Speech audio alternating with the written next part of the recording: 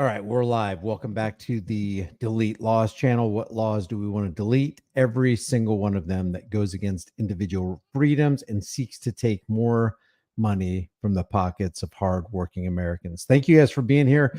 You know, somebody asked a question of me the other day because I made the comment, we are not against good government. We're against bad government. We're not against good cops. We're against bad cops. And people are saying, and rightly so, Brian, I thought you said that there are no good cops. There is no good government. Think about the strategy of my statement. I feel like we have to have a strategy and not just go at it like a bull in a china shop, but we should have a strategy. Because if there was such a thing as a good government, and I know that's kind of an oxymoron because government, you know, a synonym for that is slavery.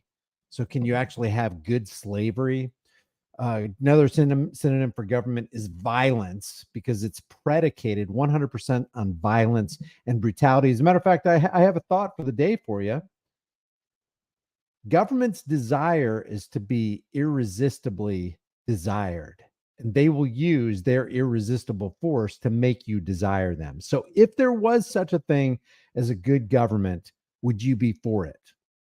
I would be. If it's good, if it promotes good, if it benefits people and doesn't work to the detriment of people, I'd be for it. If you were for, if there was such a thing as good cops, would you be for good cops? Now, the argument is made, well, the question is asked, is there such a thing as a good cop? Well, let's think about this for a second, logically and rationally. What happened to Chille? Chille is in jail. Adam, I don't know if you knew that. He's been in jail for over 2 weeks now. But what do cops do? What are they called? They're called law enforcers. Most laws are at their root utterly immoral. Why do I say they're utterly immoral? Because laws serve two purposes. Number one, they take away your freedom, because the more laws we have, the less freedoms we have. And number two, it takes away your income, because to support a law, it takes money. And where does that money come from? It comes from the tax cattle. And what is taxation? Taxation is theft. So we know any kind of law doesn't work for you, it works against you. For example, the Patriot Act. Was there anything more unpatriotic than the Patriot Act? It became law back in October of 2001. And what did it do? It just wholesale violated all of our rights through wiretapping. You can't even get on an airplane without taking off your shoes, getting your laptop out of your bag, taking your belt off, giving up all bottles, including shampoo and conditioner and toothpaste bottles that have over 3 ounces of liquid in it. So we've lost our rights under these supposed laws that are supposed to benefit us and keep us safe. So that's why I say, if there was such a thing as good government, I am for good government. And we're just against bad government. I am for good cops, and we'd be against bad cops. So if there was such a thing as a good cop who's called a law enforcer, most laws are unjust and immoral, so they are immorality enforcers. But if there was such a thing as a good cop who actually does good things and don't violate your rights and steal your money through road piracy, then I would be for that. So that's my explanation for that. We're going to go over a couple videos today, and I am going to open the phone line. So that means I'll be putting the StreamYard link in the chat so that you guys can weigh in, because I got a lot of great positive feedback for that. But do me a favor, if you call in, I'm not calling to chit chat. I want to call to add to the knowledge bank of everybody who's watching. Knowledge is power. If you want to be ignorant and free, you desire what never was and what never shall be. We are all ignorant to some degree. So what we need to do is live our lives where we, sweep out the dust of ignorance from our brain and welcome in the neat, orderly, tidy knowledge. Knowledge is power. So I'm gonna go over a couple videos here. I want to start with this one. This one comes from the YouTube channel. What YouTube channel is it? It's called Pete Stanfield. Pete Stanfield is pulled over by what police department is this? By the Atlas Police. I think it is Altus Police. This was uploaded 3 years ago. I just noticed that. So he's got 1.73 thousand subscribers, Pete Stanfield. This is his interaction with the Altus Police. He's going to give a little description, and then I'm going to fast forward ahead because there's a lot of dead space here, and I don't want to consume anybody's time unnecessarily. Let's take a look at this. You guys tell me if you guys can hear the video.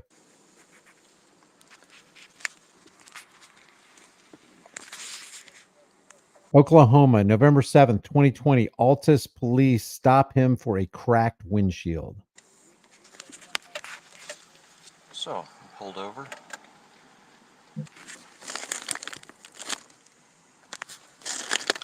For cracking my windshield. They didn't like my crack too much. I guess my hands are a little shaky, so I'm probably going to get searched or looked into a little further. Cops make me nervous. Doesn't matter if I'm doing something wrong or not. They just make me nervous. Put a 1 in the room if cops make you nervous. I mean, it's kind of irrational on one side of it, and on the other side, it's absolutely understandable. You've got a guy with a gun who's probably going to trip on his own power and authority. You know he's not there to represent you or to make you feel better. He's not there to protect and serve. He's there to harass you. He's there to harass you on behalf of the state and possibly economically terrorize you. So why wouldn't you be nervous? It's like, man, I am literally at my wit's end. I'm working 2 or 3 jobs. I can barely put food on the table. And if this guy extorts another $250 from me, this is a deal breaker. This is the straw that could literally break the camel's back. So there's a plethora of reasons that you could have, legitimate reasons to be nervous. It's like, God, what's he going to do? Nothing good can come of this. And if there is something good, maybe he pulled you over and he's like, hey man, I noticed your tire is absolutely falling apart. It's gonna, and it's your front left tire. If it pops, it could throw you out into traffic. I just wanted to make you aware of that. Could be a danger to you. See you later. Have a nice day. Well, that would be a good interaction. And there's probably good interactions like that happen all the time. But how often do we see a cop pull somebody over and it's not for their benefit? So yeah, my heart races when I see the cherries and berries behind me. Jitters. Questioning me about where I live. Why do I have a car that's registered in Duke, Oklahoma, but a Mississippi license, but I own a house here in Altus. All right, I'm But going I don't. I'm going to fast forward this. Here's the officer right here. Okay, here they come. Now they're coming back.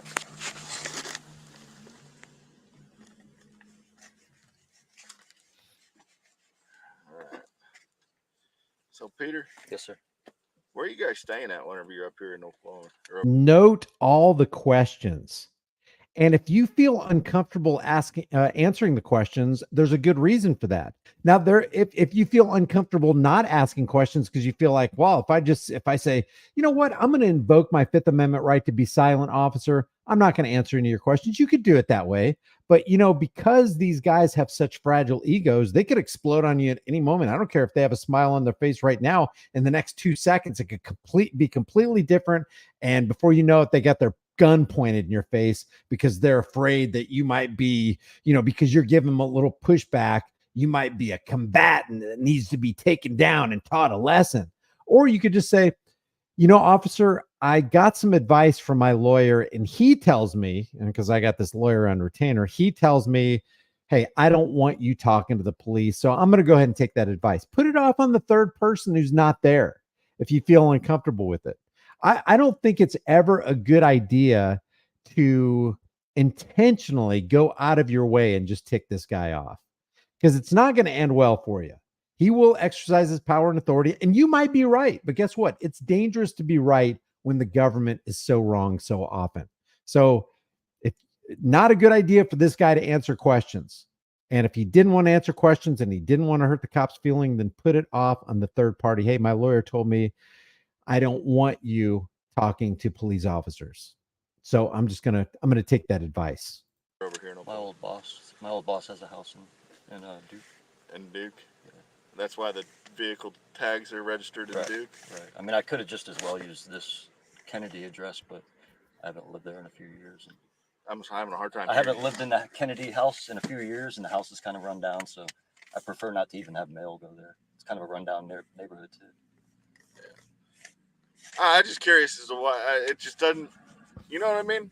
It just doesn't add up to me. What doesn't add up? That you live in Mississippi, you have a house in Altus, and your vehicle's registered in Duke. Right.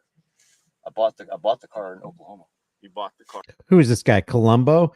I got a couple more questions for you. Now, you tell me you live here, but you got a registration over here.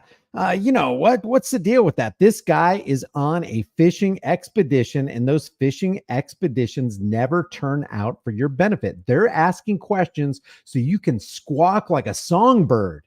And the more you talk, the more they compile their evidence against you. Anything you say, what? We all know the end of that, can and will be used against you, not for you in a court of law. Take the fifth. It's a beautiful thing. Everybody's got the right to be silent, but very few have the ability, apparently. In Oklahoma. Yeah, Enid. Okay, well, so that would be, that'd be logical as to why it's registered in Oklahoma. But it just not adding up to me, that's all. Okay. Well, I mean, I don't really need to. It's America. I'm free to travel anywhere in the country. I don't understand what doesn't add up. At this point, the cop should go, well, you're mistaken, sir. This is not America anymore. This is North Korea, and we choose to live in a totalitarian police state. You better answer my questions, boy. What's wrong with you? I mean, it's not like I crossed a border or something. I mean, No. What doesn't No, add up? that's not what I'm saying. I've lived Like- off and on in Altus for 15 years. Yeah, I see that. Yeah. Okay. Whenever I pulled your name up, I could obviously see where you've been in Altus throughout. Okay, because he said he didn't find no history on me here. The other guy. Right. Yeah. So you're saying that you see that I've been there. Okay. Because I seen where there was an interaction between you and another officer here in Altus on, what was it, Judy? Yeah, I got Your son? Yeah, there was an incident with my son. I've gotten a ticket here in Altus before. Hang on. So he's got this ringtone of The Office, and he's going to answer what looks like a personal call on duty. Now, I don't know if you know anything about Rodriguez versus the United States, but that's a Supreme Court case where it says a cop cannot extend a stop, even if he suspects that there's drugs in there and he wants to call for a drug dog. You can't extend the stop so that you can take the time to bring your dog, and you cannot extend a stop because you got a personal phone call. Unbelievably rude at the very least.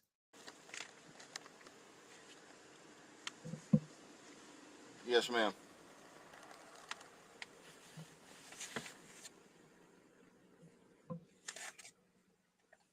Look at this. How long is it? I should have clocked it. I'm just going to keep it rolling. All right. Thanks.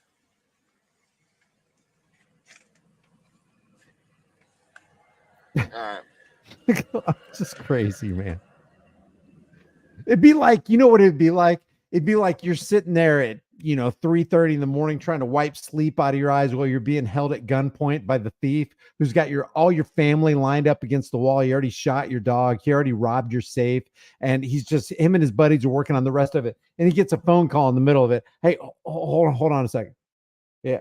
Billy, I told you never call me while I'm working, man. I got these people over here at gunpoint. And I got to get out of here because they already pressed the panic button. I'll see you later.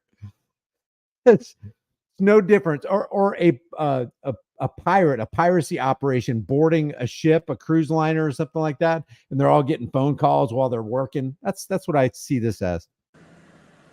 So, Peter, this here is a warning for the cracked windshield. This cop ain't done yet, by the way. Okay. And this is just so I could show my boss why I talked to you, okay? The reason why I pulled you over. Have you had a lot of bad interactions with law enforcement in your lifetime? What if the guy got a call? He's like, hold on 1 second, officer. Hold on. Just hold on 1 second.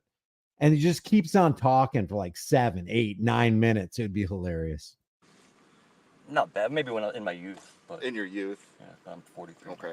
Because you're shaking really, really bad. I watch a lot of police videos on YouTube all the time. Well, you can't watch them. And you got the to take interactions those into are context. That's why I'm recording. You got to take those in their context. What context is that? Should I take it in the roadside piracy context? Should I take it in the police brutality context?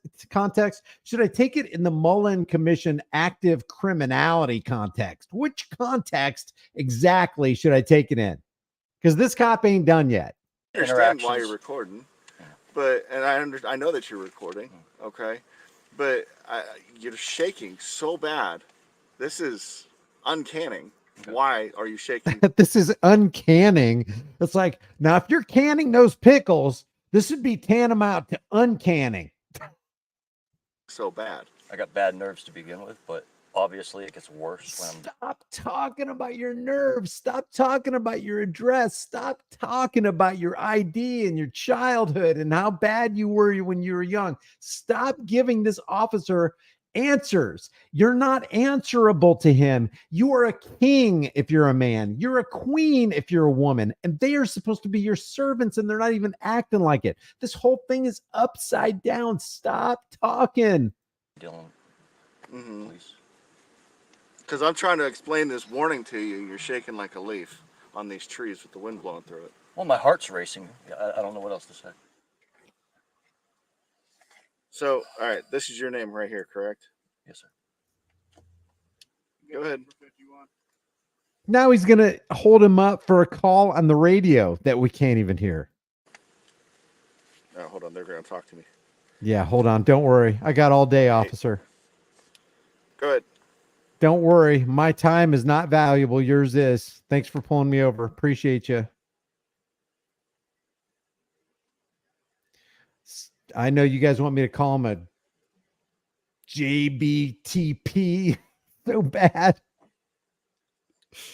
Okay. I'm going to. Thank you. So let's get back to the warning. Come on. Okay. Kappa. So this here, that's your name, correct? Yes, sir. All right. This here's a warning for the cracked windshield. Okay. In the state of Oklahoma, if the crack's in the windshield inside the wiper zone, or it goes more than 6 inches across the windshield, it's a safety hazard and the windshield needs replaced. Okay. So now, what if somebody can't afford it? How can you, in good conscience, give somebody a ticket? Obviously, if they got a cracked windshield, they probably can't afford to get that windshield fixed. Now, I know it's dangerous because if you ever had a cracked windshield and like you're facing the sun or you're kind of angled away from the sun just a little bit, and then the sun just is magnified on that glass and it gets in your eyes. Yeah, that I agree. That's dangerous. Cracked windshield could cave in like this officer is about to point out. I get it. But what if you can't pay that $200, $250? I don't know. What is it? $300 to fix a cracked windshield? Safe Light Repair, Safe Light Replace. What if you can't afford it? Then you're going to, now this is going to be a warning. The cop's going to tell him, hey, if you get pulled over again for the same thing after you've gotten a warning, now you're going to get a ticket. Well, how much is that ticket? $65 or $70 or whatever it is. And then they keep on economically terrorizing you and chipping away. When I first got the car, I figured I might get pulled over for it, and then I just got so used to it, I forgot about it. right. And that's just something that I like to make sure it gets fixed because I've seen them actually collapse in on people. Really? Yeah. That's So, not. This here, there's no fine. That's not why he pulled him over. You're going to see that in a second. I need to sign? Nothing like that. Okay. No, you don't have to sign. Like I said, this is just so that way you know that you got pulled over, Right. and I can the electronic version. I've been so that way I warned. can show right, and that you've been warned about your windshield. Okay. In the electronic version, so I can show my boss why I pulled you over, what it is we talked about. Okay. Yes, There's that back.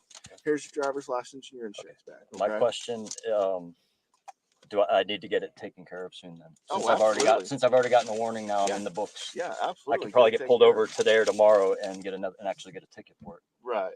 Yeah, somebody else might see you, pull you over, and give you a ticket, or they might give you a fix-it ticket or something like that. Or show them that I just got this, I'm going to get it done. You know. Sure, Okay. absolutely. Here we go. I'm going to ask you, Yes, sir. do you have any guns, knives, drugs, anything illegal in the vehicle? Nothing illegal, absolutely not. Nothing? Absolutely. What is saying? What is saying? Guns, knives, drugs, illegal? Can you define illegal, officer? If I did have guns in the car, don't we still have a Second Amendment? Isn't this the land of the free, home of the brave? Doesn't it say shall not be infringed? If I said yes, would you plan to infringe on a right that you're not supposed to infringe on? After you took an oath, you probably put your left hand on the Bible and your right hand toward heaven. You said, I swear to protect and defend the Constitution of the United States against all enemies, foreign and domestic. So how is it relevant if I have guns or not? What are you actually planning to do if I have something that you consider illegal, officer? Are you going to protect and serve the crap out of me? This is what he pulled him over for. It's not because he's concerned for his safety that he's got a cracked windshield and he might harm himself because, you know, that light might reflect and get into his cornea or his retina and cause an accident. No, he's on a fishing expedition, and he wants to find out if you'll let him search a vehicle, because that's what all well-adjusted men do, right? Well-adjusted American men want to rifle through other men's belongings because it makes them feel good, makes them feel complete, makes them feel stable. I do not understand this. I don't want to go through anybody else's belongings. What you have is up to you. What you're carrying around in your property is up to you. As long as you're not harming somebody, threatening to harm, damaging property, or stealing property, do whatever you want to. But what business is of yours if I have what you consider illegal? And could you define illegal? Yeah, something you're not supposed to have because our politicians wrote fancy words on fancy pieces of papers and said you shouldn't have them. And now because we're law enforcement agencies, we're going to enforce the law, because government is not eloquence, it's not reason, it's force. And we're here as law enforcers. Get on out of here with that fishing expedition nonsense over there. Okay. Would you mind if I took a look inside the vehicle? I mean, you could see from out there what you can see in here. Would you mind if I searched the vehicle from bumper to bumper Yes, and I everything mind. inside? I mind. Would you mind if I search the vehicle from bumper to bumper? Now listen to what he says. Okay. Because I see how they do in the videos. They tear the car apart. You Oh, stand no, there for a half hour. no. I'm not dealing with that. I don't tear nothing apart. I really don't. Well, I'm not doing anything illegal. I don't have anything illegal. I know for a fact I don't have anything to worry about. Okay. But however, I'm not going to sit here for 20, 30 minutes waiting while you tear up my car. That's not all I was just simply asking for about 5-10 minutes of your time. Yep. No, sir. So, all right. I just want 5 or 10 or 15 or 20 or 25 minutes, but I am going bumper to bumper. I'm going to look through your entire car. And what's interesting about this is this man who's driving this vehicle has a kid. You can tell later on in the video, in a couple seconds, has a kid in the car. A man is outside your vehicle telling your dad, let's say you're the kid in the passenger seat. A man is telling your dad he wants to rifle through your belongings. Say what? No, sir. All right. You have a good day. You have a good day, too. Listen to the kid.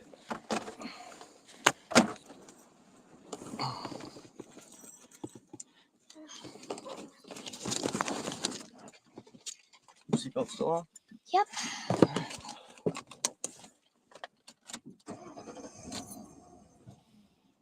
That was crazy. Yeah. Here. See, even the little kid knew it. That was crazy. Yeah, it is crazy. It's crazy to think that there would be a man, telling another man, hey, I want to go through your belongings. Oh, what? I thought, what? You don't believe me? That I don't have anything illegal in my vehicle? Guns, knives, drugs? None of your beeswax. It ain't none of their beeswax. But see, traffic code makes it their beeswax. Traffic law gives them a justification to pull you over so that it'll look legitimate and it won't look like harassing, because we're doing it under traffic. Look, they made traffic law for us. So if we're in accordance with traffic law, we're just out here to make sure everybody's safe. By the way, you got anything in this car that might... What is that smell? Wait, I'm smelling something here. And that's all the probable cause I need. I don't even need to call a drug dog out here. I need you to step out of the vehicle, Mr. Young. No, thanks. No, thanks. So, hey, real quick break here, because Chille wants to let you guys know that the hoodies are on sale. Looks like they used to be $65. They're on sale for $50. He said he might drop them to $45. But he knows that summer's coming here and he wants to get rid of some shirts. So I just put the link in the chat room for you so you can take a look at those. If you want to grab some and support Team DLZ, he would definitely very much appreciate it. I want to tip my hat to James Freeman for constantly innovating on the YouTube platform. I mean, you're about to see a YouTube first. You're going to see James Freeman. Well, I'll show you in a second here. But James Freeman, in his last video, flipped the script on an open investigation in a public government building. And I love how he goes about it. I love how this government official actually takes everything in stride. But the script flipping is, wait a second. Before I answer any of your questions, let me get on the horn. Let me ask my supervisor if it's okay to answer these questions and which questions I should answer, because I don't want to get in trouble. So if you put it off on a third party, it's almost like it completely diffuses people's cognitive dissonance and puts them again into a mental tailspin. Oh, hi. Hi. So you're filming. Yeah. Are you part of the organization that's going around looking at the spaces, or? No, I am. Wait, are you waiting? Sorry. What's that? No, yeah, no. That's all right. No, I was doing an investigation here, but let me call my boss and see how much information I can give, because it is an ongoing investigation, and so I don't know how much I can give you right now. Let me get him on the phone. Do you want to talk to my boss? Well, I'm actually at a meeting. I was just Oh. trying to understand the purpose of the filming right now. Oh, me? Yes. No, yeah. Like I said, I'm just doing an investigation. Hi, how are you? Good. And again, I'd like to give you the details of it because I don't want to be like weird about it and everything. But let me call my boss and ask him what details I can and can't. God, I love this. Because I'm sure you understand when it's an open investigation, like we can't just, we can't say everything. But I'm sure I can give you something. You want me to call? Sure. Okay. Yeah. This is It's classic. It's just an investigation. And I love this girl's attitude. It's just a great attitude. It's, Like a criminal investigation? I can't, let me ask what I can say. And So it's so funny how it makes people stop in their tracks when you get somebody else involved that you say is higher than you, that, hey, I'm just an underling. I'm just doing my job. Hey, let me get on the horn and talk to the guy who's above me, my commander, so to speak. It just completely diffuses the bomb. It almost like it keeps people from exploding. It's almost like they identify with you. It's because it's like, yeah, I get it. I got a supervisor too. And if you ask me those questions, I'd have to get them on the phone as well. Just perfect, man. I love this. It to me, it beats the head on. No, I'm conducting an investigation. If you got something to say about it, screw you. I love it's almost like it opens the gate instead of you trying to beat down the gate. Because the more you try to beat down their gate, the more they put up more reinforced defenses. And this right here, when you can diffuse and you can de-escalate and you can be calm, and then you can defer all that ire that would come toward you and put it on a supervisor that's completely out of the scene. Beautiful, beautiful strategy. If you agree that this is a good strategy, put a 1 in the room. then let me get with the. I think we have. I have a PR guy also. So you might be able to talk to our public relations guy about the details of the investigation. That'd probably be better. That way I don't say something I'm not supposed to say. She has such an award-winning countenance and just a great overall attitude. Don't you wish all public servants were like this?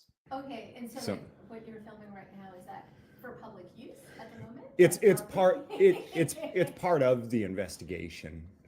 So, I mean, I really wish I could. Let me see, because I want to give you more information. I don't want to get in trouble for, They don't know where to go with this.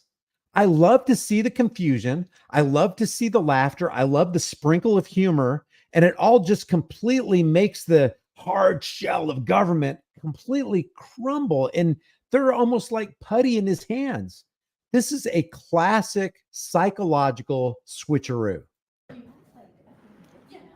It's beautiful. It's While just, I'm getting my boss on the phone, Accountability for All and Gorilla Publishing are on the next floor. I can't hear you. now here is the opposite approach, which is also interesting to observe, which I'm not saying one is wrong and one is right. I'm saying maybe one yields better results, more positive results. Being filmed. Hello. Yeah, sorry about that commercial. Come on. Oh, this is school personnel. Hello. Hello. How are you? These kids are so good at artwork. It's incredible, isn't it? Can I help you? I saw you filming around. Why are you filming? I'm sorry? Why are you filming? I saw you in the building filming a line. Yeah, I don't really want to answer the question. You That's know why what? I'm You're in the filming. personnel office and this is confidential unless you're looking for a job. Oh, I'm not. I'm sorry. What? You're not allowed to film without consent. Yeah. Oh. In Massachusetts. Oh, I'm supposed to ask? Yeah, you're supposed to ask. Oh, Please, yeah. No, I'm not supposed to ask anyone. Don't touch me. Don't put All your right, hands on I me. need you to leave. No, though. I it don't wanna doesn't. have to call It's not security. demarcated. It would say authorized personnel only.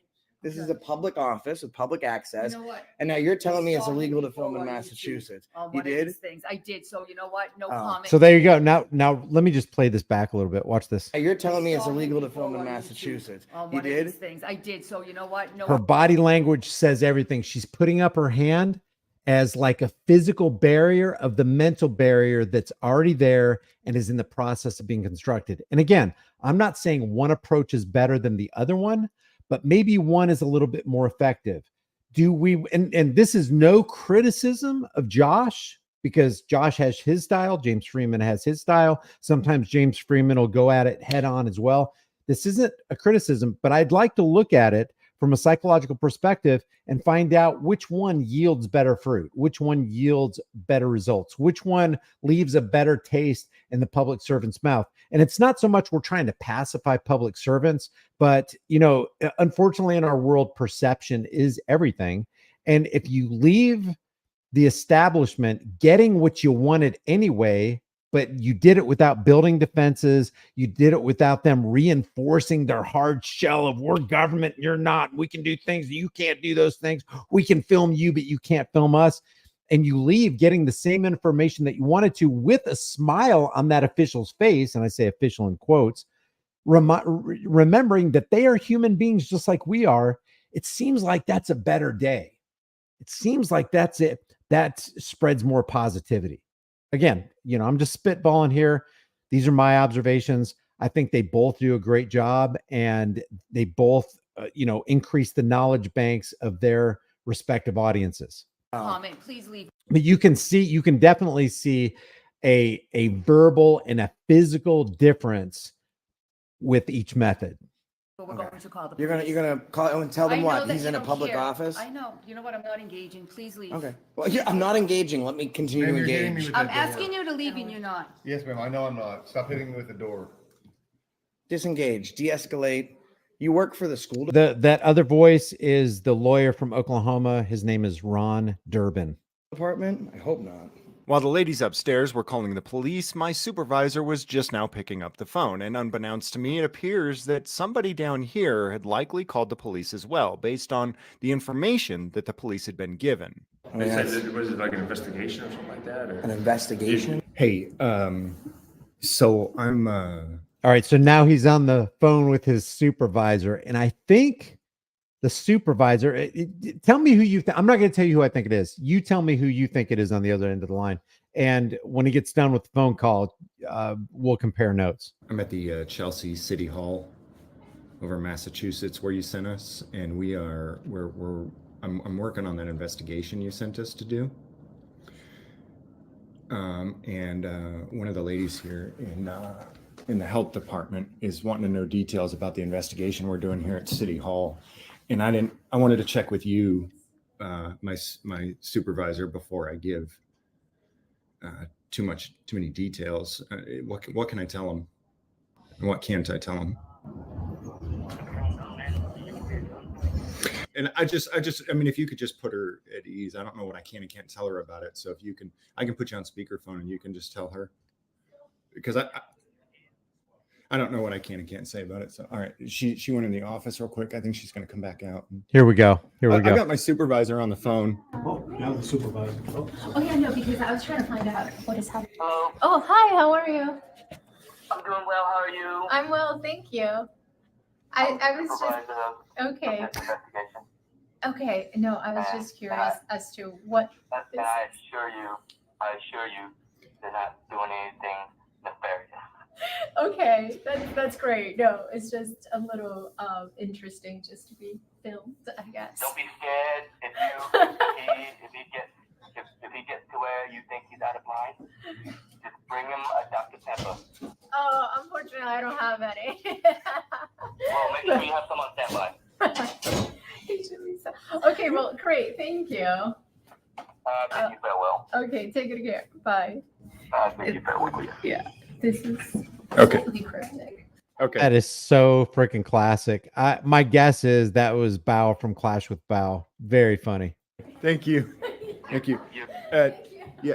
I've learned all of these tactics from the government. After refusing to tell anybody what the hell is going on, make sure to involve a higher up or a public relations officer to also not tell anybody what the hell is going on. This makes your absolute bullshit seem so much more official. And eventually, after giving people a whole bunch of non-answers, they'll just stop asking. All right, here is another classic, groundbreaking YouTube moment. I've never seen anybody else do this. Just being peaceful doing this because they don't like it doesn't breach their peace. You know, I have to be disorderly. I have to be loud or tumultuous. Like, can we arrest this guy? You're being disorderly. I am. Wouldn't be the first time. Hold this for a second. Put your hands behind your back. Turn around. Up against the wall. He's enjoying this too much. He's enjoying this too much. I was going to tase him for you. You don't speak to him like that. He's doing his job. I'm sorry. Josh hands the cop his camera, goes over to frisk James Freeman, and while James Freeman is leaning up against the wall, Josh asks the other officer if he could use his taser so he could light James up. Classic, freaking hilarious, keeping it on the light side, making the cops laugh. Everybody gets to walk away without being in, the silver bracelets. Sorry, sir. This right here is Ron Durbin from Oklahoma. That's Josh from Accountability for All. And of course, the person holding the camera is none other than James Freeman. You can be disorderly all you want. I respect what you do, guys. Thanks, man. You weren't really being disorderly. Thanks. Thank you. Now that our investigation is concluded, we can let you know that there is indeed an issue with the parking permit staff as well as parking permits in general and what seems to be a predatory system that shall. So what I'll do is I'll leave the link for James Freeman's video and Accountability for All in the description for you so you can take a look at that for yourself. It is definitely worth watching the entire thing. I wanted to also go over this right here. This says lawsuit accuses Clay County Sheriff's Office of excessive force in arrest of murder suspect. So the guy that they're pulling over is a murder suspect, and because of the way they treated him, he's suing them. Lawsuit is accusing the Clay County Sheriff's Office of using excessive force. Travis Rowe alleges the sheriff's office violated his civil rights in this video when he was arrested by the SWAT team in 2020 on a murder charge. News for Jack's I-Team reporter Ann Maxwell joining us live from the Clay County Sheriff's Office. So Ann, the lawsuit alleges the use of excessive force is a systemic problem. You don't say. It's a systemic problem, huh? Almost like what the Mullen Commission found in the 1990s and the Knapp Commission found in the 1970s within the New York City Police Department.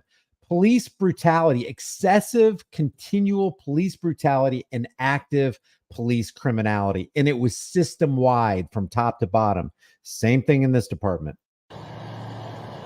Yeah, Joy, they're going after more than just the deputies directly involved in this arrest. This lawsuit names at least 10 defendants. It claims Rowe didn't pose a threat, saying he didn't resist or have a gun, but deputies beat him nonetheless. A 2020 arrest now leading to a federal lawsuit against Clay County, the sheriff, several deputies, and Clay County Sheriff's Office leaders.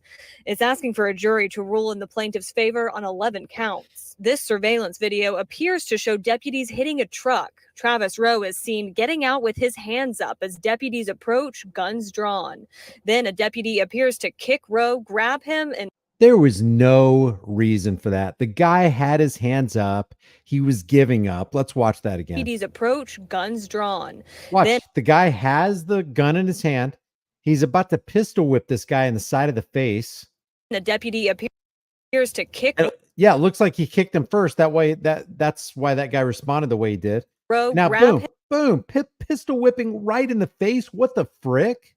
him and hit him on the side of the head. Another deputy appears to repeatedly hit Rowe. In the suit, Rowe alleges the SWAT team performed an illegal pit maneuver, striking his truck without warning. He also claims the first deputy that made contact hit him with his gun, and that God. several others began kicking and striking him while he was lying on the ground. Nichelle Womble is representing Rowe. Remember, no matter what you may think of that guy that, is charged with murder, you're innocent until proven guilty. And these cops are already acting like the guy is guilty. Now, they could probably justify in their mind, well, he's charged with murder. He's obviously a bad guy, so nobody's going to have any problem me doing this. But you're innocent until proven guilty. How many people have been charged with murder and then got away because, or were declared innocent because they actually were innocent? Unbelievable. The cops literally want to be judge, jury, and executioner. We're pretty disappointed. We're pretty mad, and we're pretty upset. And, with this lawsuit, we feel that they need to be held accountable for those actions. Rowe and his three brothers are charged in the murder of Stephen Perry. Court records show Travis Rowe pleaded guilty last year. Regardless of who he is or what he's done, he's still protected by law under the Constitution. Everyone has those rights. The suit Supposed to be that way. claims Rowe was unarmed and didn't resist, and there was no justification for the deputies to strike him. The suit also alleges this incident is symptomatic of a bigger problem of Clay County deputies using excessive force. We did reach out to the Clay County Sheriff's Office to get their response, but a spokesperson says they can't comment on pending litigation. Well, of course we can't. We can't comment on that pending litigation over there because it's going to probably make us look bad. And we don't want to look bad in the eyes of the masses over there, do we? Here's another one. This was sent to me by several people via email. Woman breaks her neck inside St. Clair County Jail, isn't taken to hospital for days. I don't know what it is about putting on a uniform or working for the state. Do you just automatically lose your empathy, or were you a frickin' psychopath before you signed in the dotted line and tried to make sure that your profession was that you were going to be a welfare recipient being paid by the state to take care of people so that you could abuse them? I don't know. I don't know what the answer to the question is. Imagine falling and breaking your neck, but no one takes you to the hospital right away. Well, that is exactly what a local woman says happened to her inside the St. Clair County Jail. Now she's trying to make sure something like this doesn't happen to anyone else.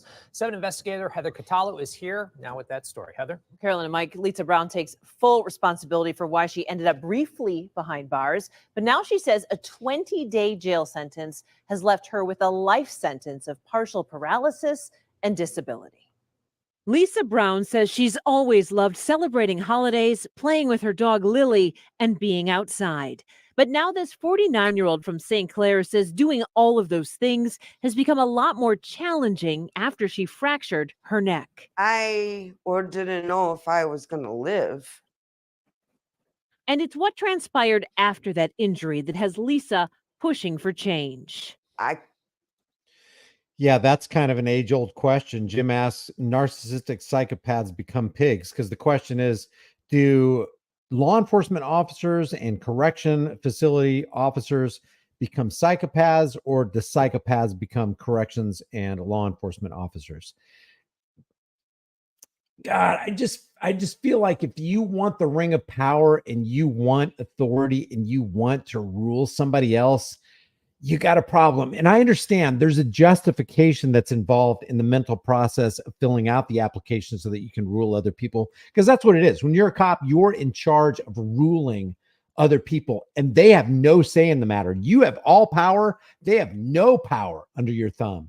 So it seems to me if you want the rule of law completely on your side, you want unlimited resources, you want to be able to call for backup, you want to use your taser, you want to be able to do what Philip Brailsford did to Daniel Shaver, for example, or what Austin Hopp and Daria Jalali did to 72-year-old dementia patient Karen Garner and get away with it.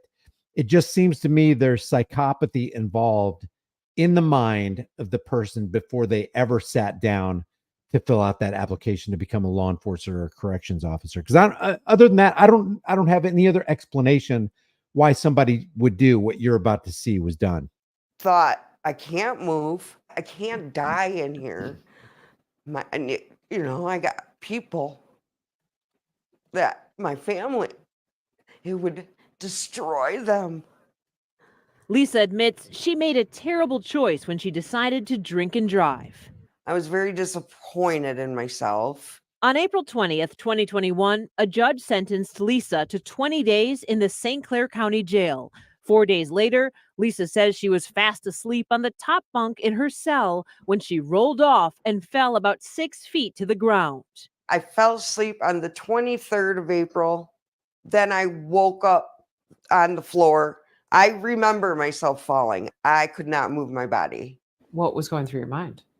Oh my God, I need an ambulance. And I truly believed the officers, when they came in, they were going to see my condition and get me to a hospital. Lisa says she asked to go to the hospital repeatedly. That's all I could say. And they were telling me to get up, get up, get up. Instead of going to the emergency room, as you can see in this video obtained by the 7 investigators, several deputies wheeled Lisa out of her cell and into an observation room. The jail security video doesn't have sound, but Lisa appears to be screaming as her wheelchair. God, can you imagine having a broken neck? Having a broken neck and being in the hospital and being cared for would be bad enough. But having a broken neck and then being in this condition right here, you ain't seen nothing yet. Hits the door to that room. Jail staff then put Lisa onto a mattress on the floor. And for the next 65 hours, Lisa lays flat on the ground, barely moving, except when deputies pull her to a sitting position at least 6 times. I felt like I was being tortured. I was trying to tell myself to try and move your toes, try and move your hands. Lisa did not know it yet, but she had a cervical spine fracture from the fall. Man, oh man, oh man. When someone's had obvious head trauma that could result in a cervical spine injury, they need to be immediately evaluated by qualified personnel. Attorney Brian McKean is suing the St. Clair County Sheriff's Office and CHS TX Incorporated, the company that the county says they hired to provide medical care. Did you see all those redacted names? Everybody who's responsible for actually committing this crime of, at the very minimum, neglect on this woman, all those names are redacted. Inside the jail. If you further exacerbate the trauma by dragging somebody around and roughly picking them up and sliding them onto their jail cell. God, who does that, man? Who does that? And then you can go home at night feeling good about what you did? What are you going to tell your kids at supper time when they're, Daddy, what'd you do today? Mommy, what'd you do at work today? Oh, we just kind of, this lady she hasn't eaten or gone to the bathroom in 72 hours and we were just throwing her around like a rag doll. Repeatedly grabbing her forcefully, that's the worst thing you can do to someone with an unstable cervical spine fracture. McKean says the whole time Lisa was lying on the floor, she never ate and never once went to the bathroom. Never once ate or went to the bathroom in 72 hours. Something's wrong if after 20 hours she didn't eat or go to the bathroom. Something is wrong. She's not faking. We got to do something. Come on, guys. According to the lawsuit, Lisa wasn't sent to the hospital until late on the 3rd day after her injury. When she finally got to the emergency room, doctors noted that Lisa was only able to wiggle her right toes and fingers slightly and otherwise appeared to be paralyzed from the neck down. Court records show the doctor also said, quote, "It is felt as though the patient has a devastating injury." The only thing that you could attribute this to is deliberate indifference. And how in the world somebody could just turn a blind eye and assume that maybe it's because she's faking it without ruling out a serious medical issue is mind-boggling. Every single security guard is supposed to be trained on recognizing the signs of medical and mental health distress. How can they recognize mental health distress when they look like they're in mental health distress themselves? Man, this is so crazy to me. Loyola University New Orleans law professor Andrea Armstrong is a national expert on prison and jail conditions. Yeah, King Braveheart says treating her like a mop, treating her like some kind of valueless, inanimate object. This is your fellow human being. Yeah, she made a mistake. She shouldn't have been drinking and driving. By the way, this is another lesson in drinking and driving. Never put yourself in that position. It's stupid to begin with. Call somebody. They'll take you home. Walk. Go to sleep in your car. Sleep all this stuff off. Don't put yourself and your loved ones or people on the road in jeopardy. Dumb thing to do. Plus, You don't want to get pulled over by a cop. You might not live through the experience. What is the responsibility of the jailer when it comes to healthcare? People who were detained or incarcerated are the only population in the United States that has a constitutional right to health care. The same way that a jailer can't deny someone food, they also can't deny them health care. In court filings, the attorney for St. Clair County and the sheriff's office employees deny the deputies did anything wrong, and they're now suing the medical providers with a cross-claim. The county's lawyers said CHSTX Incorporated is paid over $2 million a year to provide health care to St. Clair County inmates, and their professional medical staff made all of the medical decisions in the case of Ms. Brown. Meanwhile, Lisa says in the nearly 3 years since her injury, she has pushed through hours of rehab to be able to walk again with assistance. Yeah, because of this, I mean, it was her stupidity in the beginning, in the first place. She probably wouldn't have fell off that top bunk if she wasn't drunk. She wouldn't have been in the tank anyway if she wasn't drunk. But then can we really say that? Because people go to the tank all the time and they're completely innocent. So, you know, I'm going to cut her a little bit of slack on that. The bottom line, she was drunk. She knows that she shouldn't have done that. But now she's left with a life-altering injury, and it was exacerbated more than likely by the jail crew. My arms, like, I can't, you know, I can only lift, I can't, like, really do my hair. And she says she no longer has full use of her hand. I was supposed to do 20 days, and I ended up doing 6 weeks in the hospital with 2 neck surgeries. So they were moving me all around, and I had a broken neck. The St. Clair. Man, just think about it from the human perspective. If you were one of these cops right here, let me play this back. Let's see. If you were one of these cops right here and you walked outside that door, wouldn't you kind of get a little huddle with your people and go, guys, there's something wrong with this lady. We need, like, if this was my mom or if this was my sister or if this was my daughter, I would want us to do what was good for her. It looks like something's wrong. Why don't we get her some help? A broken neck. The St. Clair County Sheriff declined to talk to us on camera. Also, attorneys for the medical staff and CHSTX have not responded to the 7 investigators' request for comment, but in court filings, they say that Lisa's allegations are just not true. Of course, we're going to follow this as it plays. Lisa's allegation. We have everything on tape for an entire 72 hours, but her allegation, guys, it ceases to be allegation when you have an eyewitness that happens to be a camera that doesn't lie. There are no allegations. Unbelievable. Yeah, I like what Sorry Normal says. Sleeping in your car can still get you arrested for DUI. Eating a hamburger in your car in a park after work can get you harassed and maybe jailed by cops. You don't even have to be doing it. You could just be walking down the road. Remember that guy what was his name? Tyler Canaris? Remember Tyler Canaris? I wish I could remember. If you guys can remember the cop who backflipped Tyler Canaris and bashed his head into the concrete in front of his patrol cruiser, let me know what that guy's name is. I completely, it's escaped my mind. But Tyler Canaris is just walking to work with his headphones in, not paying attention to what's going on, oblivious to what's going on. They pulled this guy over saying, yeah, we had some break-ins in the neighborhood and you're one of our primary suspects. He doesn't know what's going on.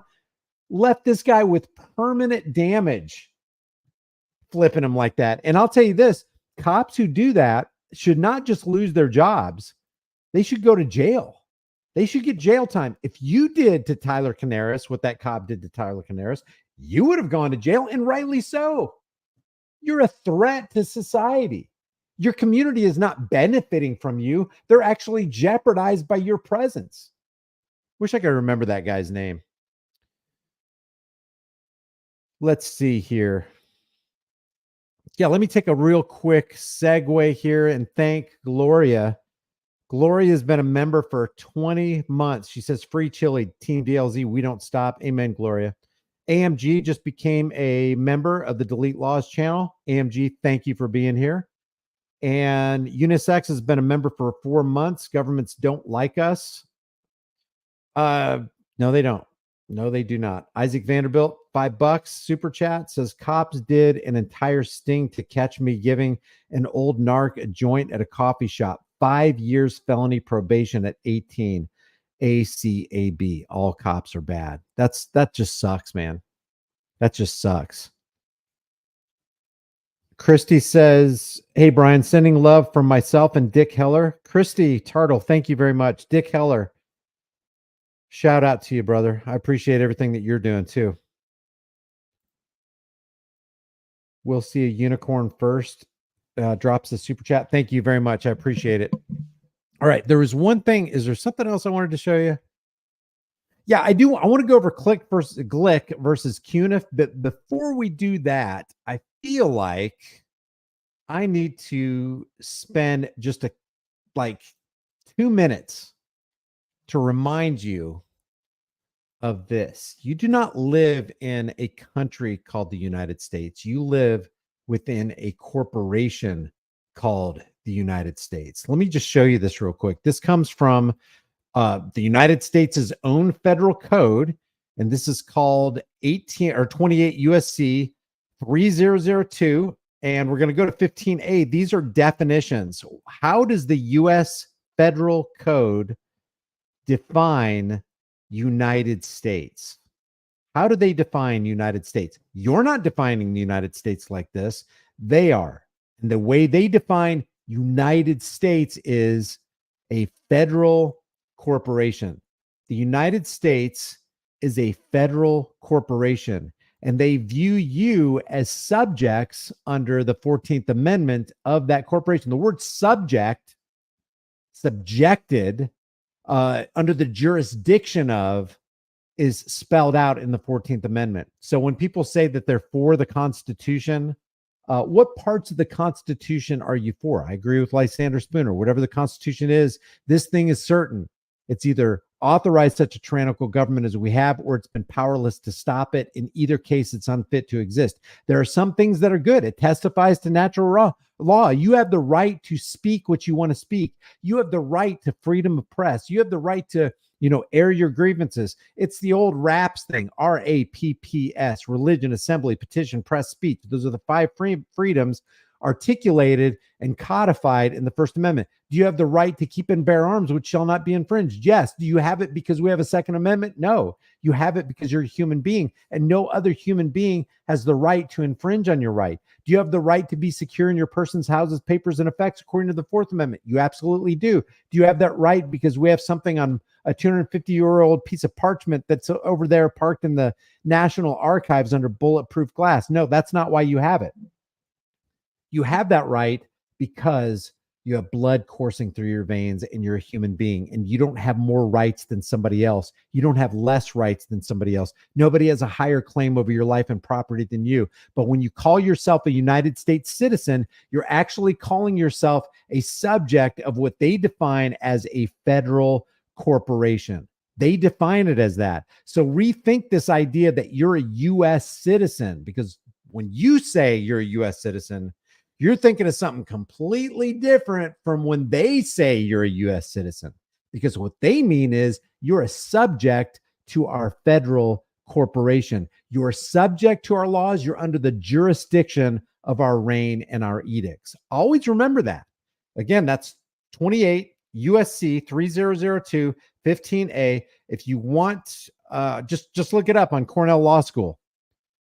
And you look up under the federal codes. That's what they are. That's what they say they are. And that's what they say you are. So think twice about calling yourself a U.S. citizen. Yeah, I wanted to go over this right here. Glick versus Cuniff. This is an important Supreme Court case, and I'm not giving any kind of, this isn't a tip of the hat to the Supreme Court. Sometimes they get it right. So what's the it that they get right? Sometimes they make a ruling that's in accordance with common law or natural law. Not so much constitutional law, because when you put the Constitution in the lap of SCOTUS, or the Supreme Court of the United States, they operate under Marbury versus Madison from 1803. And I know that Marbury versus Madison 1803 says that any law that's, in violation of the Constitution is null and void. That's right. But the part that's wrong is In Marbury versus Madison, the Supreme Court of the United States gave themselves the power of judicial review. What does that mean? They gave themselves the power to interpret the Constitution that they say we operate under. So that makes them the supreme law of the land. If you get to intercept the supreme law of the land and it comes to you, and now you interpret it and disperse that interpretation out to the masses, you have actually switched and you've made yourself the supreme law of the land. So yeah, sometimes the Supreme Court gets it right under common natural law. And in this case, they actually did in Glick versus Cuniff. I'm going to give you a real quick rundown. This is a Supreme Court case which the United States Court of Appeals First Circuit held. I'm sorry, it wasn't Supreme Court. This is the First Court of the This is the United States Court of Appeals for the First Circuit. They held that a private citizen, are you a private citizen? Really? Are you? Has the right to record video and audio. Do you see that? Not the privilege. You have the right to record video and audio of police carrying out their duties in a public place, and that the arrest of the citizen for a wiretapping violation violated his First and Fourth Amendment rights. The case arose when Simon Glick filmed Boston, Massachusetts police officers from the bicycle unit making an arrest in a public park. When the officers observed that Glick was recording the arrest, they arrested him, and Glick was subsequently charged with wiretapping, disturbing the peace, and aiding in the escape of a prisoner. Now, I think about all the times that they laid hands on somebody like Chille or anybody who was recording, and they didn't even bring this up. They didn't bring wiretapping up. They didn't bring disturbing the peace up. But what did they bring up? Officer safety.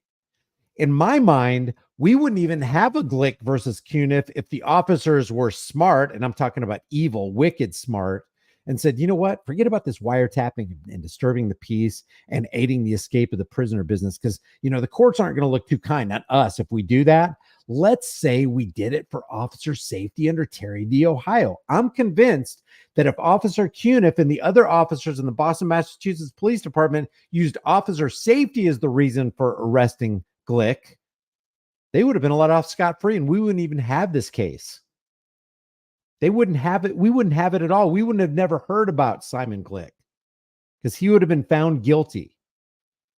When the officers observed that he was recording, they charged him for those things. Glick then sued the city of Boston and the arresting officers, claiming that they violated his constitutional rights. In a unanimous decision, the United States Court of Appeals for the First Circuit held that the officers violated Glick's constitutional rights and that the officers were not entitled to qualified immunity. How sweet it is. This is a 2011 case, by the way, and I think cops have gotten way more crafty. They know how to bend the law to make the court sympathetic to their cause of, hey, we're just out here, we're trying to keep the peace, and we need to make sure that we have the Kevlar vest of officer safety on, because officer safety has to trump individual rights, has to trump constitutional rights, has to trump even natural law. And that's how the courts look at it. The supreme law of the land is not the Constitution of the United States. It's officer safety, practically speaking. The court ruled that the right to film the police carrying out their duties in public was clearly established and that Glick's actions did not violate state law. Well, what if they did? What if they did violate state law?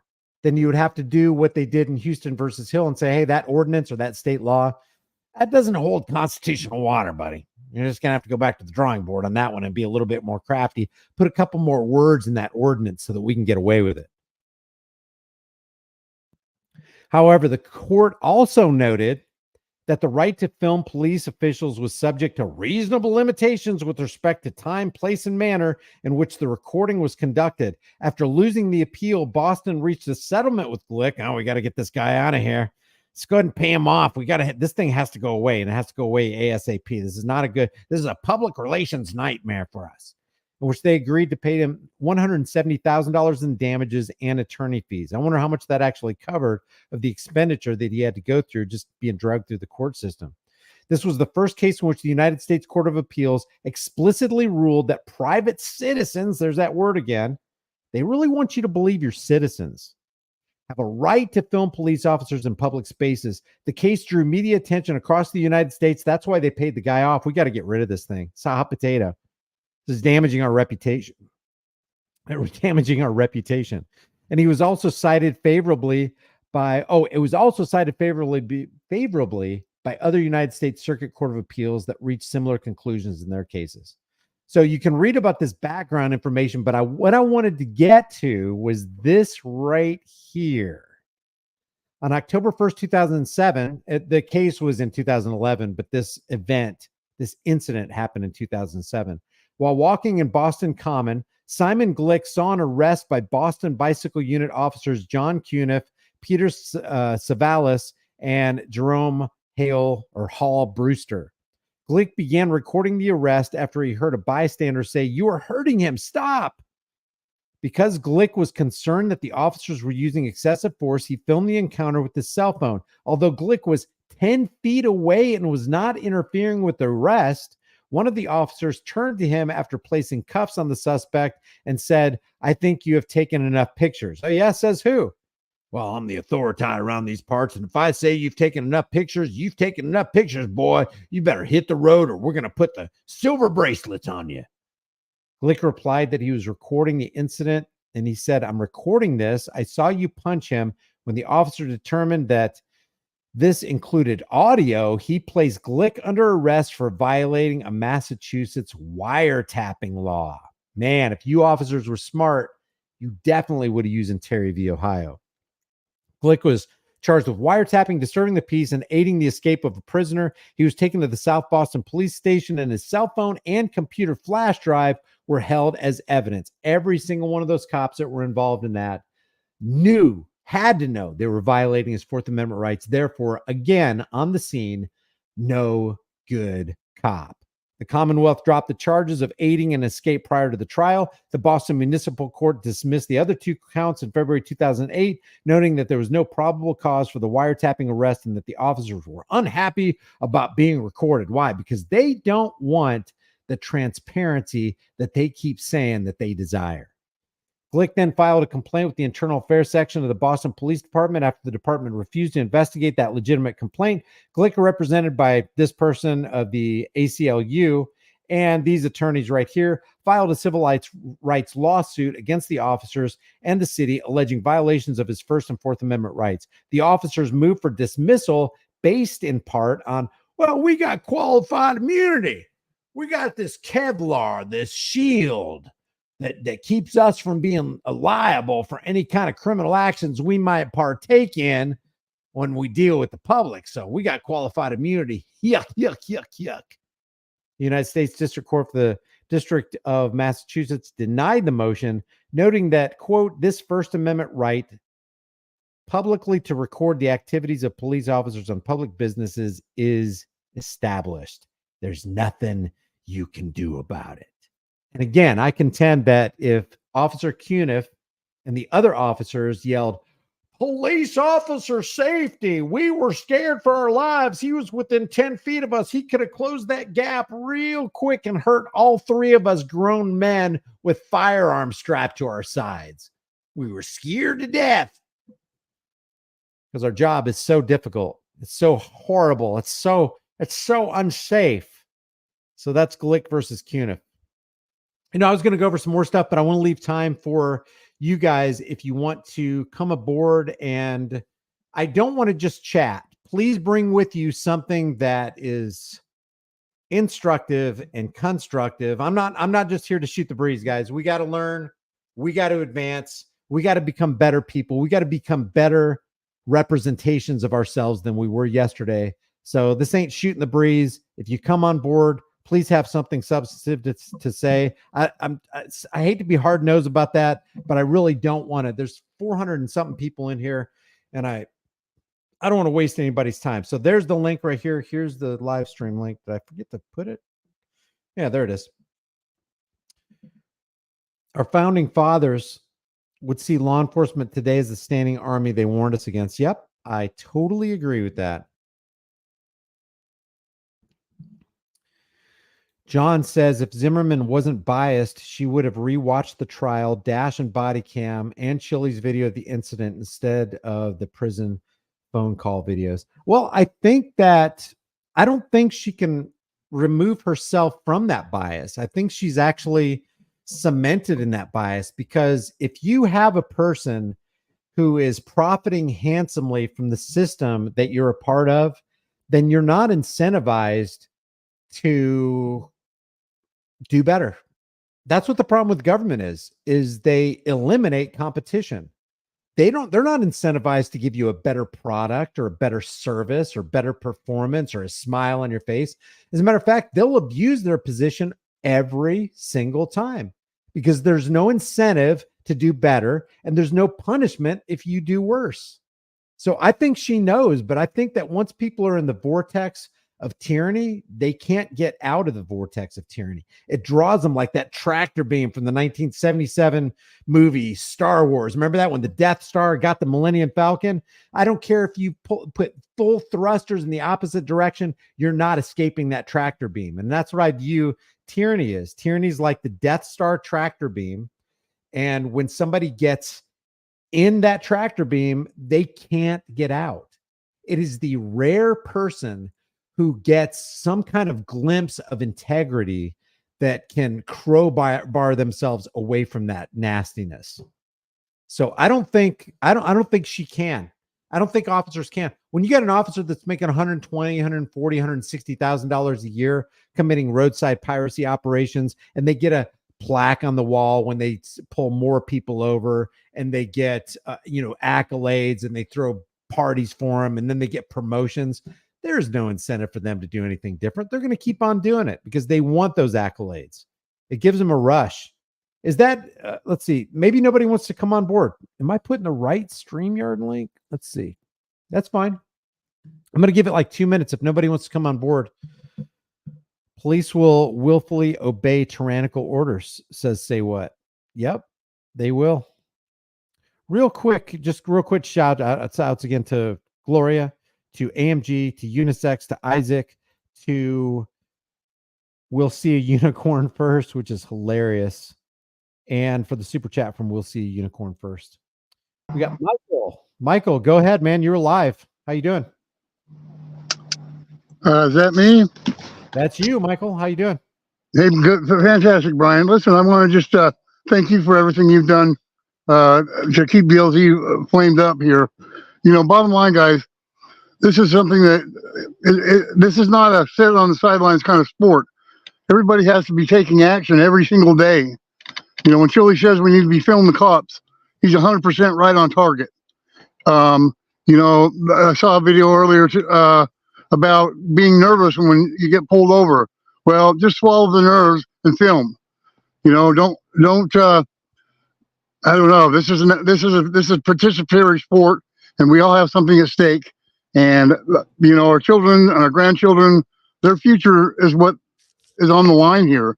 I'm not conducting audits myself at 60 years old. I've been following these guys online for about a year and a half now, studying the laws here in my state to make sure I'm doing it right. And I'm willing to fall on my sword and go to jail for the future of our country. More importantly, the future of our children and our grandchildren. So again, thank you, Brian, for what you're doing. Please call to action, folks. Be willing to step up and film cops, film our public officials. Don't cow down. We have the right to live free and be free, and enough's enough. Thank you, Brian. Hey, well said, Michael. Thank you, man. I appreciate you joining. You too. Thank you, my friend. Take care. Yeah, good words. If you encounter cops, always film them. Always. They're not there for your good. I mean, generally speaking, they might be there to help you fix your tire and not want anything else and have no strings attached. But, we've seen how that kind of stuff go. This Good Samaritan stuff out of police officers. If one approaches me, I just don't trust them.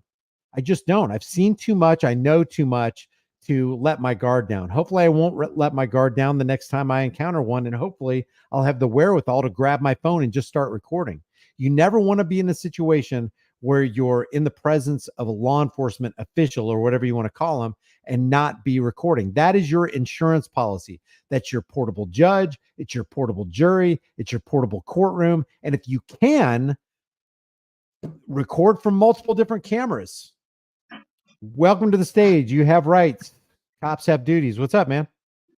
Hey, I've tried to touch on this before, but I never really got a chance to talk with you and everything. 5 CFR 2635.101, it's the ethical standards that they're supposed to be living up to, as well as their the local state ethical standards. But I wanted to see if you would pull up North Carolina Constitution, Article 1, Section 4, and go over that with me. You can feel free to, you can share your screen. You want to share your screen?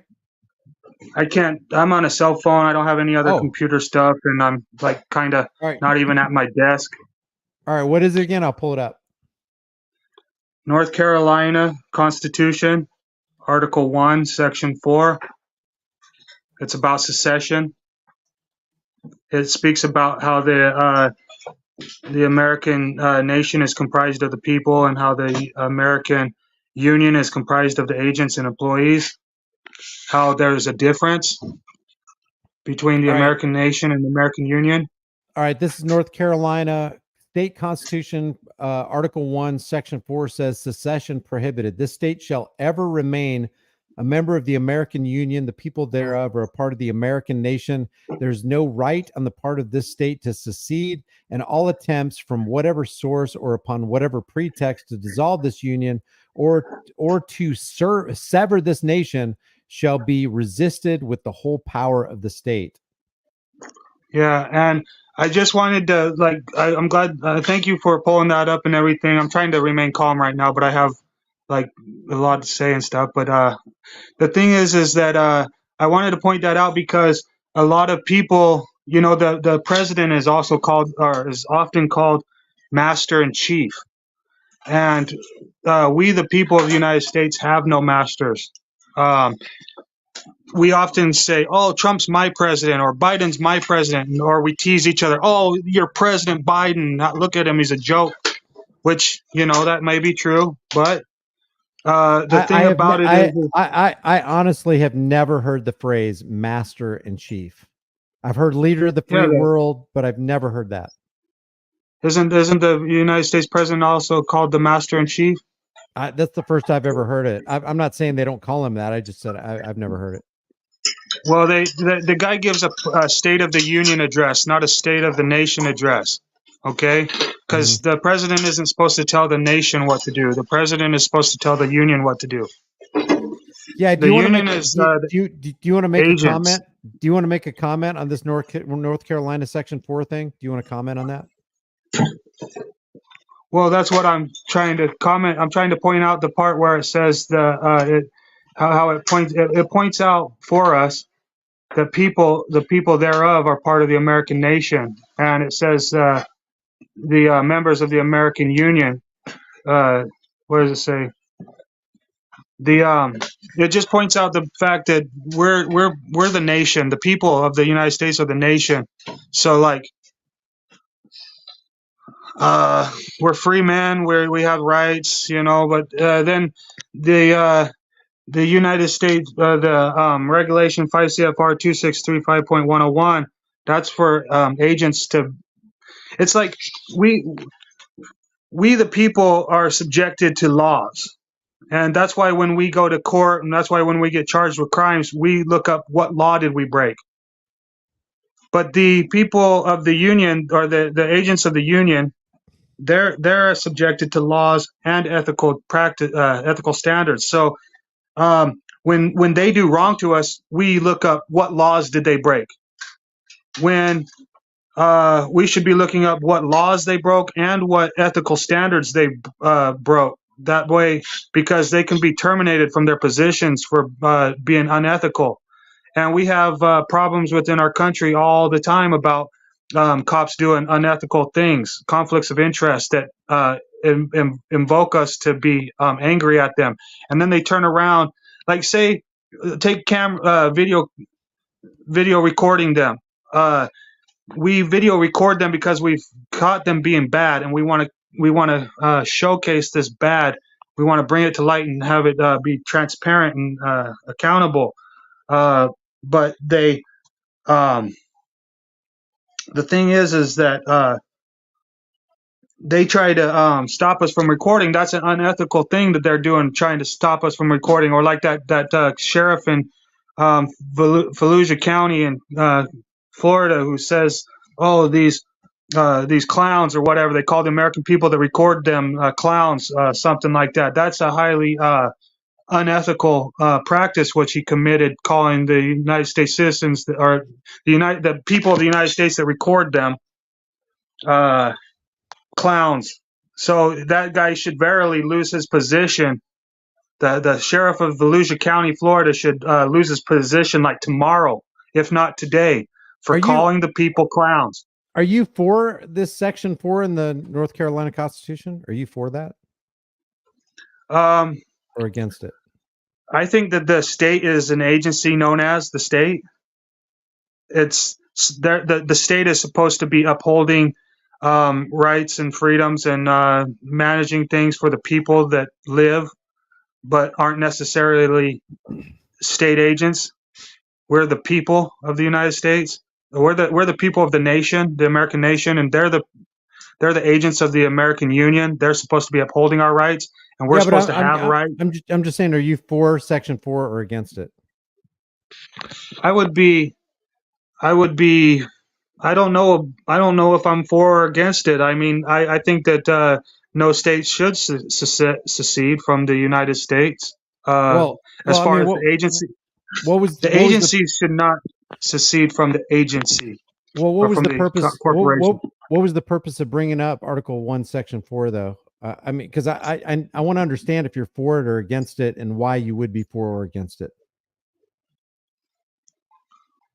The reason why I would want to bring it up is to, as like a reminder, ding, ding, ding, people, we're the people of the nation. We're not the people of the union. We're not the agents of the union. That we have freedoms. They have duties. The agents of the union have duties. The people of the nation have freedoms. Right. Yeah. And I agree with that. But I just wonder, like, when I read this, because this is my first, as far as I remember, this is my first encounter with the agent. This is just saying basically. Wait. Hold on a second. Hold on. Let me get my thought out. This is my first exposure to this North Carolina Constitution, Article 1, Section 4. My questions would be, how do they define state? The state? How do they define the American Union? Because when you look in codes and laws, what you might think is the United States is absolutely not how they define United States. Title 28, Section 300215A says the United States is a federal corporation. So when you say you're a citizen of the United States, you're actually saying you're subservient to. I wouldn't want to do that. Under the jurisdiction of the corporation called, the United States. So, and we also know that every state, whether you're talking about the state of California or Florida or North Carolina, they are all corporate fictions, and you have to be careful about the terminology, right? Oh, definitely. But it's like the Nevada State Constitution and ethical manuals say something about the agents should be upholding these things for the sole benefit of the people. So it's not necessarily it's not what they want for them. It's what we want of them for our sole benefit. So like when they try to tease us that, oh, where'd you learn that in the YouTube law school? You say, well, our words matter because we have the sole benefit. They're not supposed to be acting for private gain, so they should be acting for the sole benefit of the people. I don't know how to explain it any more than that. If you can't, if you're not grasping that concept. other than that. But Yeah, they're supposed to be the trustees, and we're supposed to be the beneficiaries, and they flipped the script on us, and basically we've become the trustees, and they've become the beneficiaries. They've become the masters, and we're the yeah, servants. Yeah, the yeah, reason why I found this Article 1, Section 4 in the North Carolina Constitution, because I'm not from North Carolina, nor have I ever been to North Carolina. I was looking up in the various preambles for the states because often, like some of the trolls, some of the legalers that call themselves lawyers on the YouTube, like Mike or whatever his name is, Law Talk with Mike. It should be Legal Talk with Mike because all they do is talk legal this, legal that. They don't ever talk about law. But the thing about it is I was looking in the preambles because they usually say, "Oh, man made laws, man wrote the laws," and other things like something like, "Is that your beliefs? Is that your opinions and stuff?" That these are not God-given rights. They're not natural rights. These rights were written down by man. So I go to the state constitution with the preamble, and it usually often most of the states, other than like Colorado says like something weird, but most of the state constitution preambles say thankful to Almighty God for the rights and the freedoms and this and that. yeah, but you got to So admit, we got to be honest though. Every law that man wrote down came from man. well, Every law, even "thou yeah, shalt but not murder" was written down by man, right? yeah, but no, that's not necessarily the case because yeah,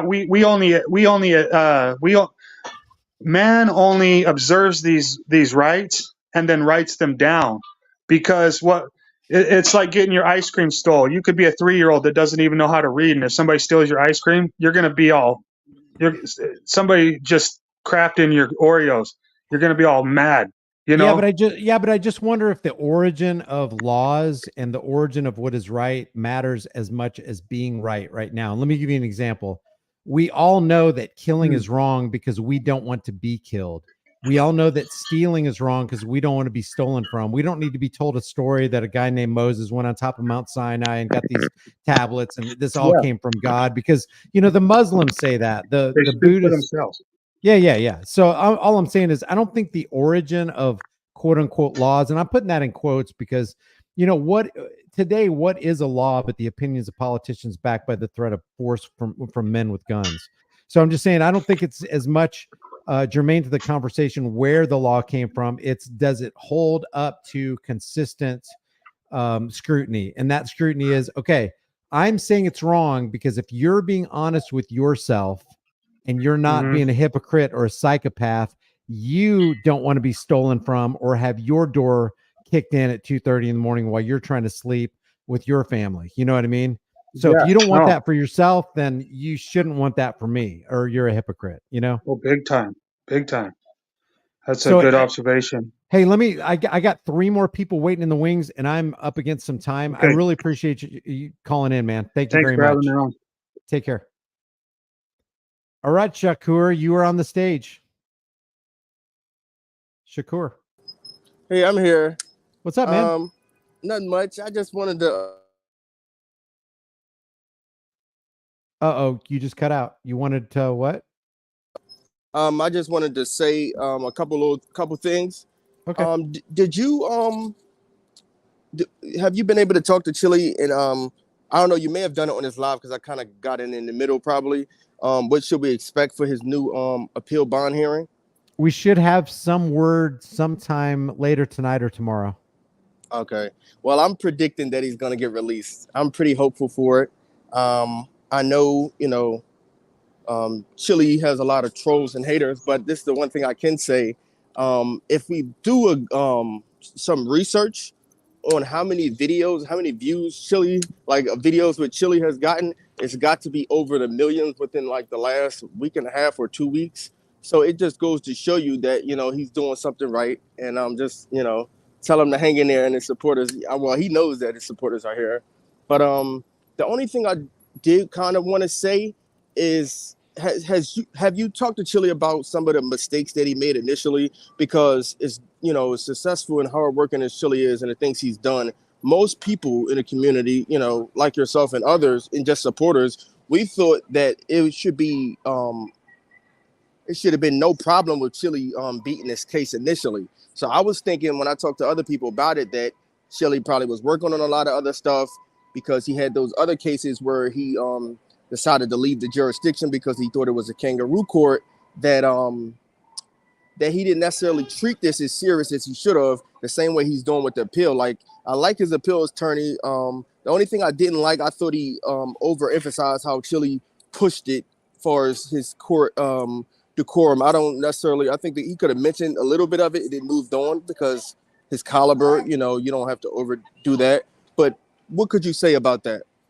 Well, I can say that Chille has heard from me and from many other people about the mistakes that he's made, and he's had plenty of time in his cell to think about what he would have done different. And believe me, he is definitely sorry for the way he conducted himself, specifically in the courtroom. Well, I don't really, I know a lot of people get on it, and I was thinking about possibly making a video on it, but my thing is, Chille could have done it if he would have had, let's say his appeals attorney was his initial attorney, he could have done everything he did and he would have still won. So my thing was the execution in regard to, I know he extended his case. The judge already had a slight issue with that beforehand. Also in regard to, he wanted to represent a little bit of it. His he wanted to have his attorney do a little bit of that, and that ended up being like an issue. In addition to the judge already viewing his YouTube channel and him being known. So to me, but you know, and I'm not the only one who thinks this, but it was like Chille, he has the resources, the skills to completely get this to go away the correct way and win it. But because because the way he went about it, it resulted this way. But it's almost like he got railroaded, but he had all the tools not to get railroaded. Yeah. So that's why we you know, we still support him, but we were disappointed in that because, you know, it was so unexpected. You know, it was like, how in the hell is this happening? Well, I think about it almost every day, you know. Check this out. I had a long conversation with the guy who's got way more knowledge about this stuff than I do. As a matter of fact, on all this, I feel like an infant learning some of this stuff as long as I've been doing this. But this guy said, "Wow, you're in traffic, huh?" Yeah. Sorry about that. But what happened was they got some roads blocked off, some big giant cranes. So we got people driving up the wrong street and upset about what's going on. This guy contends that the court that he was tried in was not a judicial court, but rather an administrative court. And that court, number one, has to have proved jurisdiction over Chille before they went to the merits. But what he explained to me is even Chille's attorney and the prosecuting attorney are members of the bar, and they just assume jurisdiction. Well, if you can't prove jurisdiction, then you don't have a case. The other thing that he said was that the state can't be the plaintiff because the state can't be a witness because the state is not a living being. Only a living being can be on the witness stand. So there's an element to this that kind of tells me that there shouldn't have been an arraignment. This should have been taken care of prior to the arraignment. And again, I'm learning about all this stuff. I think one of the biggest mistakes that we are making and probably continue to make, at least as far as the knowledge base that I have right now, is that we're submitting to the bar, we're submitting to the rules of the court, and we're not even using their own rules against them, because you have to establish, number one, jurisdiction, and number two, you have to prove that a crime was committed and a victim was made, because the state can't be a plaintiff, can't be a witness, and can't be a victim. What do you think about that? No, I do agree with that because pretty much that's just it's saying that we skipped this step. And I also thought it was a big issue in regard to the offers. You know, most people know, as well as you've done the report and made videos with the officer's statement. Most people believe that the First Amendment argument was solid if it was correctly briefed, and it wouldn't have been an issue. Pretty much the case would have been dismissed before. It wouldn't have been a trial. Most people who understand the First Amendment in the cases, even the recent video you made that one of the supporters put in, and you just did a video on it, it shows that it's a clear First Amendment issue, And the judge would have had to make a ruling on that, and that likely would have got both of the charges, dismissed. Yeah, But they weaseled out of the First Amendment right to record and free speech thing by going to officer safety. And when they do that, it's almost like they've got you in a headlock. okay, I see what you're saying. Yeah, you're saying because you officer got safety trumps so much stuff. But see, this is the thing though, and you can look this up. So depending now. So in our case, so I do Second Amendment videos, and I've been do other activist work, right to know, and other things in the community. So right now, I know Cherry. I said Cherry. Wait, what's your channel? Do you have a YouTube channel? Yeah, I have a channel. It's Shakur Capital. It's exactly my name. All right, I'm pulling it up. Call your home security provider. I'm pulling it up while you talk. Go ahead. Okay, so I live in Philadelphia, PA. The state of Pennsylvania, we have a law that open carry is legal, and it's also open carry is legal in Philadelphia, but you have to have a license. But what we also have is a Supreme Court ruling that possession of a firearm isn't reasonable suspicion of a crime, whether concealed or open carry. So what happened was this eviscerated the Terry versus Ohio, because now the officer safety issue isn't an issue because you don't even have reasonable suspicion of a crime, or you don't have probable cause. So what was the case, real quick? What is it? The case is PAV Hicks. It's a 2019 Supreme Court case ruling. Versus who? PAV Hicks versus who? It's PA, so the state of pretty much the Commonwealth of Pennsylvania. Oh, PA versus Hicks. Okay. Mm-hmm. And what was the year? 2019. Okay, go ahead, keep talking. I'm just bringing this up while you're talking. So pretty much what the court ruled was a person who carries a firearm, whether concealed or openly, the officers don't know if the person is doing so illegally or legally. So because the state law, we can carry, and the officers don't know if the person is carrying illegally, you can't just search them because they have the weapon, whether it's concealed or open. And pretty much what it did was it put officer safety, because the state law, it eviscerated Terry versus Ohio. And actually the district attorneys of PA they filed certiorari for it, but I actually read the certiorari petition, and it's not really that good. But they're trying to get it overturned, but the Supreme Court has to take it. But pretty much the courts ruled that possession of a firearm isn't reasonable suspicion of a crime. So if you stop me because you see me with a gun, whether open or concealed, that whole stop is illegal. So you can't even use officer safety because you're not supposed to stop me in the first place. And so, in the court case, did they try to use Terry v. Ohio?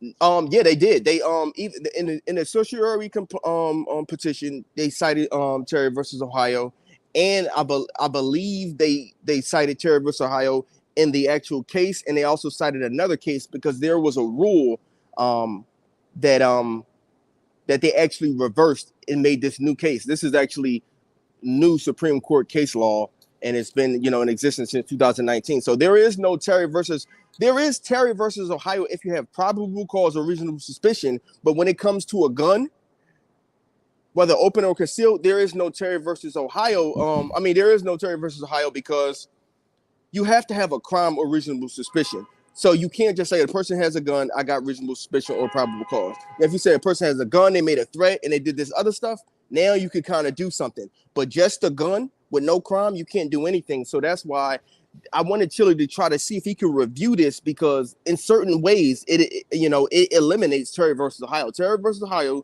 in regards to possession of a firearm, whether concealed, openly carry or concealed, it eliminates Terry versus Ohio. So they can't even use it as an argument. I am very curious about this. I was not aware of this. Did you say you covered this on your channel? If so, what's the name of the video? I didn't specifically. If you click on some of my videos, so I'll give you a brief rundown. So I just put up, my first video in 2 years was I think the 17th of February. And the reason I had that video up is because the police they put a false case on me. And all my videos before then that are open carry videos, I put in the description explaining like the PAV Hicks and and what it did and how it's not reasonable suspicion. But I didn't make a complete full video of this because like the police used my YouTube channel similar to like they kind of did a little railroad situation with me, but I was able to you know, get the case null prize because it wasn't me. They accused me of doing something because of my activist activities. It wasn't me. They knew it wasn't me, but they did it anyway. And it took me about 2 years to get the case dismissed. So, you know, but I was focused on it. I did a lot of, you know, research, and we were able to get it done. But it took about 2 years, and I filed a lawsuit. And I have to give Chille, you know, props, because without Chille doing some of his work, I actually asked my sister when I was in jail to actually call Chille, because this is when Chille first started. He had only had like 30,000 subscribers, but she didn't do it. I actually asked her to call Chille to see if he could help with it. And the only reason I did it because I actually believed he would, because he had already been doing it. Like, this is what he does. But she ended up not doing it. But I'm actually going to probably get that recording in a civil lawsuit, because they won't just release it to me just because I asked. But I will probably get that recording, some of my jail recordings. You know what? Yeah. You sound like you really understand this Pennsylvania versus Hicks thing. You should do a video on it and then just contact me and I'll point people in your direction, because I don't know anything about it. It sounds like you're way more educated in this than I am, and it'd be good to watch and see what kind of video you put out. Okay, yeah, I will. It's just you know, I've been busy, you know, like, but let me just you know, so right now I have a $1.5 million default judgment entered, thanks to, like, you know, things I've been watching on YouTube and like Chille's suggestion of using different technologies. I was able to get a $1.5 million default judgment entered on a case that I'm suing the city and, you know, like 3 officers for a prior restraint claim and violation of 14th Amendment and the 4th Amendment. The case is Glover versus Jacobs, etc. all. And the case number is 03686. So right now I have to file my response in opposition, because they filed a motion to set aside. But right now I have a default judgment entered. So I'm working to get a lawyer, but it's really because of some of the work Chille's done, and as well as others, you yourself. I was able to do the research, file a complaint that got accepted. Then the defendant didn't respond to the complaint. I researched what to do, and I got the default judgment entered using Federal Rule 55, and requested the clerk to enter it. And I put the amount that was owed, and I put the reason why it was owed. So, you know, but I got, like, unfortunately, I got a lot of lawsuits. I got about 5 federal lawsuits going, and I got like 15 or 20 civil local audio video appeals, you know, litigation, because they've been trying to block me for doing activist work from getting these videos. Pretty much they just make up a lie, they use that as their defense, and then they drag it out. So that's actually part of the reason why I filed the civil lawsuit. But that's what I've been doing. So it's hard to get videos out when you're doing that. But, well, if you do, just drop me a line, let me know, and I'll point people in your direction. Hey man, I'm running out of time, so I gotta head out. Okay, no problem. Thanks for having me on. Appreciate you, no problem. Okay, guys, real quick. I think I got to get going. I don't want to leave it hanging like this. You have rights, cops have duties, says Terry V. Ohio is already null and void, and it's only slaves who think Supreme Court decisions or something or who make this problem. Kind of yes and no. If you've got, I mean, the problem is believers, right? We've got this religion called government, and we've got these, you know, priests called politicians, and then we've got the underlings who carry out the priest's directives called law enforcers. So, yeah, all laws that are contrary to common law are null and void by reality. But we also have another reality we have to contend with, and that is that all these cops and lawyers and judges and then the people who lick boots are buying into this lie. And if everybody believes this lie and then acts on this lie, then this lie becomes real in your life. In other words, there's going to be a guy with a gun who's going to say he was scared, and he's going to claim officer safety, and he's going to claim Pennsylvania versus Mims, which is also antithetical to the 4th Amendment. And they're going to break your window and drag you out of the car, and you can fight back all you want to, but they have the unlimited resources of the state, and you're going down. So it's easy to say it's already null and void. And yes, it is, but practically speaking, it's not null and void in their mind. It's not. And you have rights, cops have duties. So I'm not disagreeing with you, but I'm saying there's a practical side of this and a reality that we have got to confront, because it's confronting us every day. You say the Terry v. Ohio is null and void, and the slaves argue the Supreme Court says so. I only say use the Supreme Court when they're right about something. Like in Terry v. Ohio, obviously they're wrong about something. In Marbury versus Madison, any law that is repugnant to the Constitution is null and void. That part's right, but giving yourself the power of judicial review is absolutely wrong. So it's like you have to take each and everything and break it down because there's deception at every stage. There's a term you're not familiar with that you take one way that they take a complete different way, and then they beat you over the head with it.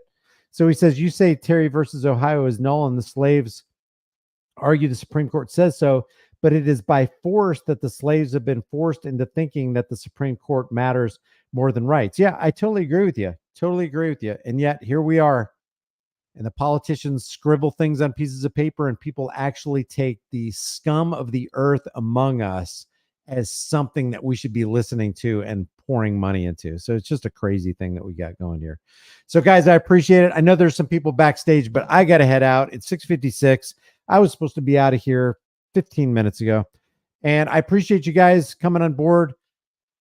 Remember, the price of freedom is now and will always be eternal vigilance, and indifference to this notion is the means by which the people have and will secure their own oppression. Stop securing your own oppression and start today. Give Chille some love. Go to Team DLZ, grab one of these hoodies. I'm going to put the link in the chat for you. Keep this live stream. I mean, keep this channel going so that when Chille gets out, he's got a channel to come back to. Guys, I will see you in the next live stream. Thanks for coming aboard. I appreciate your knowledge. You have enriched my life. Take care.